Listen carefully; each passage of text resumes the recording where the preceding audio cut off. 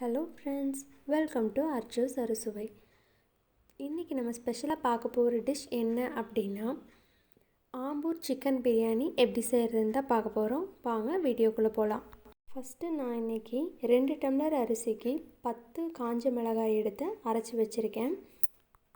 இப்போது குக்கர் வச்சுட்டு ஒரு 2 குழிக்கரண்டிக்கு எண்ணெயும் 2 டேபிள் ஸ்பூன் அளவுக்கு நெய்யும் நான் சேர்த்துக்கிறேன். அதுக்கப்புறம் பட்டை, கிராம்பு, ஏலக்காய் இதெல்லாம் நம்ம சேர்த்துக்கலாம். சேர்த்துட்டு ஃப்ரை ஆனதுக்கப்புறமா 2 பச்சை மிளகாய் மட்டும் நான் சேர்த்துக்கிறேன். ஏன்னா நம்ம காஞ்ச மிளகாய் ஏற்கனவே அரைச்சி வச்சுருக்கோம்.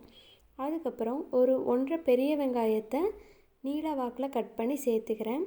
2 டேபிள் ஸ்பூனுக்கு இஞ்சி பூண்டு பேஸ்ட் சேர்த்துக்கிறேன். அதை நல்லா வணக்கி விட்டுக்கோங்க. அதுக்கப்புறம் மறுபடியும் ஒரு பெரிய வெங்காயத்தை கட் பண்ணி வச்சுக்கிட்டு ஒரு சின்ன அளவு சைஸில் தக்காளி அதையும் சேர்த்து நல்லா வணக்கிக்கோங்க. அதுக்கப்புறம் அரைச்சி வச்சுருக்கிற அந்த மிளகாய் பேஸ்ட் சேர்த்துக்கலாம். அப்புறம் ஒரு அரை கப்புக்கு தயிர் சேர்த்துக்கலாம். சேர்த்துட்டு நல்லா வணக்கி விட்டுக்கோங்க. உப்பு தேவையான அளவுக்கு சேர்த்துக்கோங்க. நான் இன்றைக்கி 2 டம்ளர் அரிசியில் இன்றைக்கி பிரியாணி பண்ண போகிறேன். கொத்தமல்லி தழை, புதினா வேணுனாலும் சேர்த்துக்கலாம். புதினா ஆப்ஷனல் தான். நான் இன்றைக்கி கொத்தமல்லி தழை மட்டும் சேர்த்துருக்கேன். அதுக்கப்புறமா 1/2 கிலோ சிக்கன் எடுத்து அதை நல்லா கழுவி நான் வச்சுருக்கேன். அதையும் சேர்த்துக்கலாம்.